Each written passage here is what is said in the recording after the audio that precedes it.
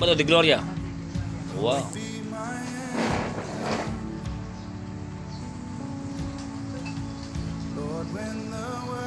Kaya hello mga subscribers, muli simula magkapinto. Ngayon po ay Sabado de Gloria. Ayan.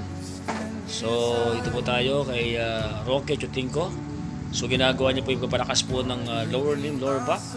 Ito po yung stroke patients, dati siyang bedridden. So ito po ay pang 19 days, pang 19 session therapy niya na po. Ayan.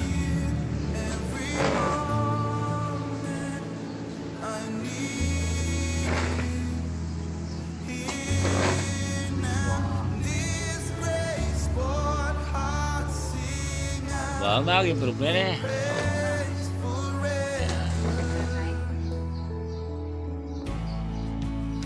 So, ikot ka.